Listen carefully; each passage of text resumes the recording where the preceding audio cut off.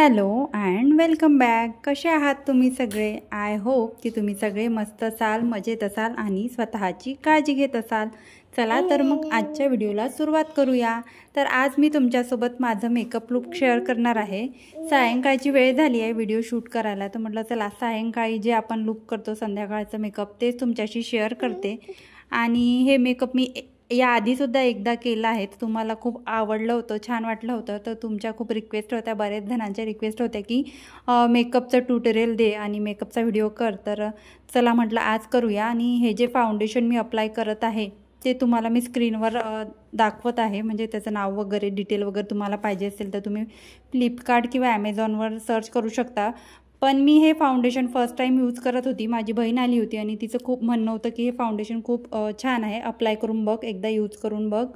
तर मी लावतानाच खूप जास्त लावलं आहे आणि मला असं वाटत होतं की खूप जास्त क्वांटिटीमध्ये मी फाउंडेशन लावलं आहे आणि आता काय होते किती वेळ लागेल मला मर्ज करायला असं वाटेल. फर्स्ट टाईमचा अनुभव होता आणि तो काही मला म्हणजे काही कळलं नाही कसं करू. तर मी मर्ज करत होती तर ते इझिली मर्ज होत होतं. आता पुढे बघूया काय होते तर. आणि मी पूर्ण भूत दिसत होती.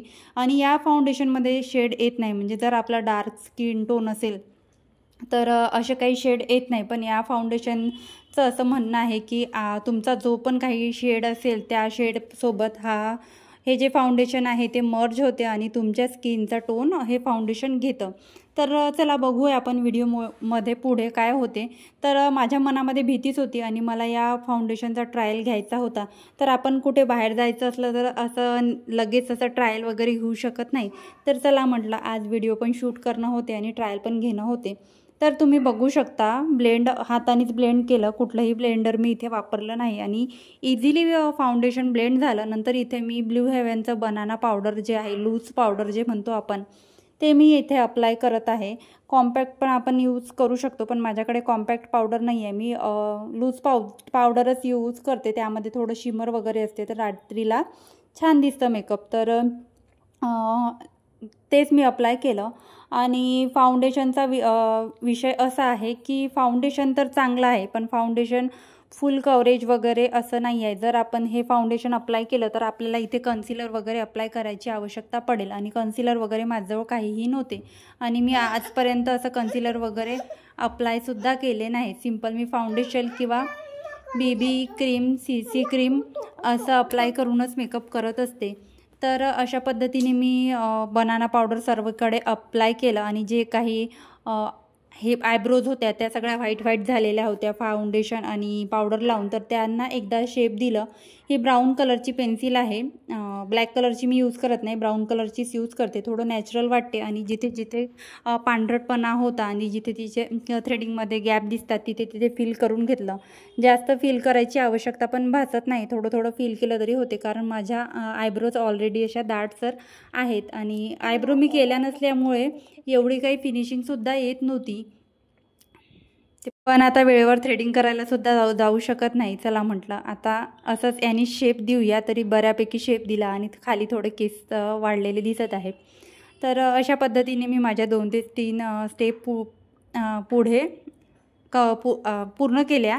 आणि सर्वात आधी मी फाउंडेशन लावायच्या आधी सांगायचं विसरली, मी आधी मॉइश्चरायझर अप्लाय केलं होतं. तर मॉइश्चरायझरची तर काही आवश्यकता वाटली नाही, कारण हे जे फाउंडेशन आहे हे खूपच असं स्टिकी वाटलं मला, एकदम असं मॉइश्चरायझर असल्यासारखं. तुमची जर ड्राय स्किन असेल तर तुम्ही या फाउंडेशनसोबत जाऊ शकता. बाकी मला तर एवढं काही खास हे फाउंडेशन वाटलं नाही.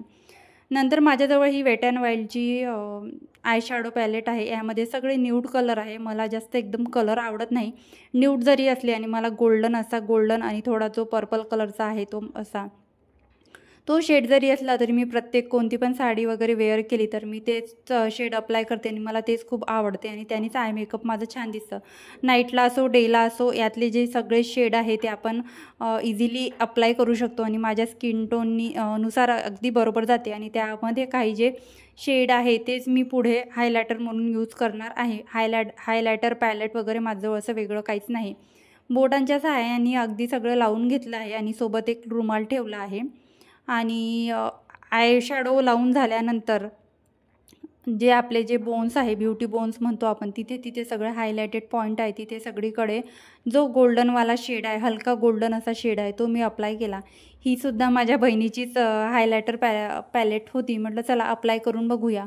तर मी अप्लाय करून बघितलं तर मला हे एकदम जास्त याचं पिगमेंटेशन खूप जास्त होतं. तर मी म्हटलं चला नको, माझ्याच जे आय शॅडो पॅलेट आहे त्यातूनच आपण काही अप्लाय करूया. तर हा गोल्डन शेड माझा खूप फेवरेट आहे. तर मी यानी सगळे जे आहे नोजवर वगैरे हायलाईट्स मला करायचं असेल, चिकवर वगैरे करायचं असेल, तर हे शेड मी यूज करते. न्यूड कलर आहे आणि बऱ्यापैकी माझ्या स्किन टोनला मॅच होतात आणि असं ओव्हरसुद्धा वाटत नाही.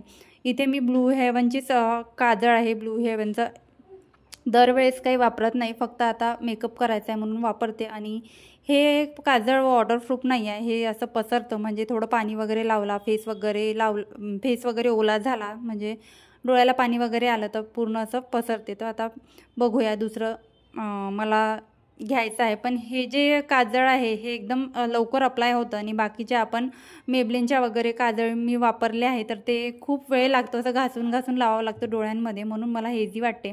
आयलायनर लावायचा खूप प्रयत्न केला मी मोबाईलमध्ये बघून, तर फर्स्ट टाईम व्हिडिओ बनवत असल्यामुळे काही जमलं नाही.